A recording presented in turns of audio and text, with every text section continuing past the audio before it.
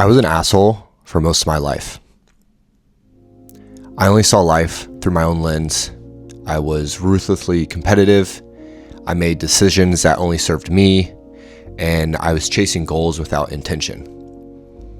But 2025 changed that. And honestly, when I look back at this year, the strongest emotion that I feel is pride. Welcome to my 2025 reflection. If you're new here, this channel is my digital journal where I reflect on life and share what I'm learning. So don't forget to subscribe. So 2025 is here and gone, and man, this year taught me more than any other year in life. Let me give you the rundown real quick.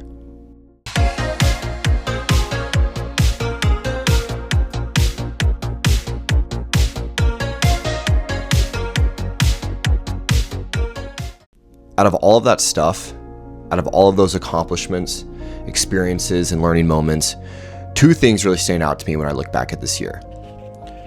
One, the relationships I built and strengthened, and then two, the personal growth that I showed and experienced. That's it. That's really what made 2025 so meaningful for me. So let me start with relationships, because I truly believe there is not a greater contributor to a happy and meaningful life than strong relationships. Whenever I'm in the dumps, my friends, my mentors, my family, they pull me back up. Whenever I'm on top of the mountain, they keep me grounded. No matter the situation, my relationships are everything. But here's the thing, the relationships I built were not by accident. I see so many people passively approach relationships as if once the connection is made, we've decided we're friends, the work is done. But that is not how it works. I purposely put every birthday of people I meet and want to stay connected with in my phone, so I'm the first one to text them on their special day. I proactively reach out weekly, monthly to friends, mentors, and families to set up calls. I set calendar reminders when I know that people are having important life events and I want to text them about it. A lot of people at school always ask me, how do you remember everyone's birthdays? Or how are you always remembering to text us on XYZ dates? As if I had some secret power. There is a power, but it's not secret. It's just called intention. I approach all my relationships with intention and thought. And because of that, and because I deeply care about the people in my circle, I have amazing relationships with people my age and many my senior. There has been no greater feeling this year than one of my close friends or one of my friends I met this year text me how much they appreciate our relationship. It truly is special. And so 2025 would not have been nearly as amazing as it was if it wasn't for all of the amazing people that I shared it with. So here's what I want you to do going into 2026. Start approaching your relationships with as much intention and thought as you do your work or your career. Sit down. Write out the key people in your life, the people that you want to be able to call in 10 years and have them pick up. Once you have that list, whether it's a couple or many, put all of their birthdays in your phone. Set reminders to text them once a month, once a week. Write down important life events happening in their life and text or call them about them so they know you care. Invest time in these relationships. And if you do this, your relationships will elevate and they will strengthen in 2026. And that I promise you. Okay, now switching over to my personal growth this year. Whew, man, this was the year. So I worked a lot in 2025. I turned down a lot of hangouts, birthdays, parties, all of it to go work. I missed opportunities to bond with new coworkers or explore a new city because I had to go home and work on my side hustles, and I enjoyed it. I truly love working, and it gives me a lot of purpose. But this year I realized something. I didn't actually know what I was working for. I had this idea that I needed to grind my 20s away so I could hit financial freedom, and then suddenly I'd be able to relax and be happy. But I learned this year that that was fiction. If I spend my whole 20s and 30s with my nose to the grindstone, I'm not going to magically be able to relax once I meet my financial goals, right? I'd be miserable. I wouldn't know what to do with myself. So I learned that I need balance. But one thing that's important to note is that I didn't learn this important lesson through passively thinking about it, right? I learned it by taking action, working long hours, pushing myself. No amount of thinking or reading can teach you more than real world action. I think that's super important for all of us to remember. But because I took that action and dove in, I really learned that I need to focus on the life that I want to live, not the life that I feel pressured to live. And that life for me is one where I spend time with people I love, explore the world, work on my work, and enjoy the beauties of life. It's not solely working until I'm 60 and then retiring with millions in my account. Not saying that's bad, but I just realized that that's not what I want.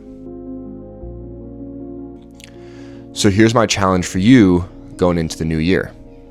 Have an honest sit down with yourself and peel back the onion on what you really, really want your life to look like. Do you want a lot of money?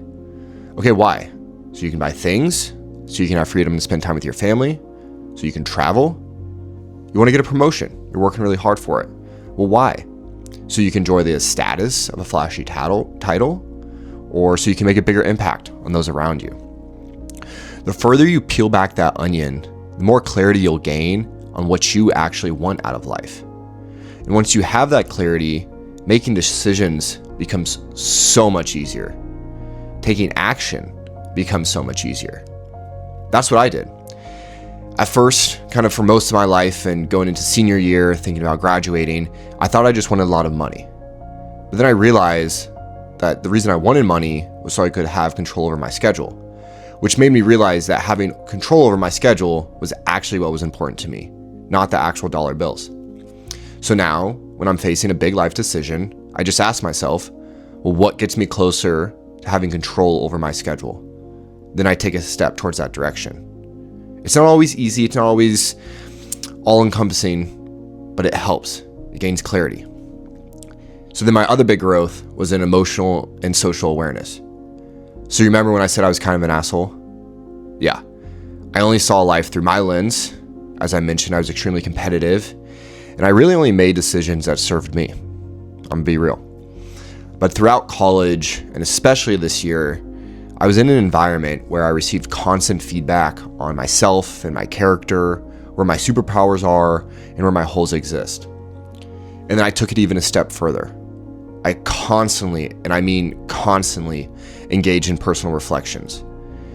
I would constantly be talking to my mom and dad of, here's what I'm thinking, here's where I think I need to grow. I would text my friends and asking them what they think.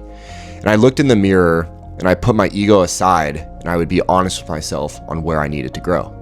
And it was incredible, invigorating, addicting, all of the words. Reflection is literally one of the coolest things ever. If you don't reflect, you'll go through life without full awareness of who you truly are. And because of that, it's gonna be really hard to accomplish anything meaningful and just be a really great person and be really happy. So stop making excuses for why you can't reflect. Look in that damn mirror and acknowledge where your growth points are. It's uncomfortable. Sit in that feeling. Become used to it. Because before you know it, you'll love that feeling. And you'll find yourself on a constant cycle of growth. And what could be more exciting than that? 2025 was truly a great year. I had a lot of laughs, did fulfilling, meaningful work, wrapped up some difficult but meaningful relationships, traveled the world, all of the things. But the real reason it was so great was because I committed to growing and maintaining my relationships, and I ruthlessly reflected on myself. To do great things in 2026, you don't need a bunch of skills. You don't need status, you don't need flashy names on your resume or whatever it may be. You need an addiction to action and self-reflection. Take action, reflect, repeat. That's my 2025 in review. I hope hearing about my year inspires you to make your 2026 incredible. But let me know in the comments, what was your biggest growth area from 2025 that you noticed? And what actions are you going to take in 2026 to really make the most out of the year?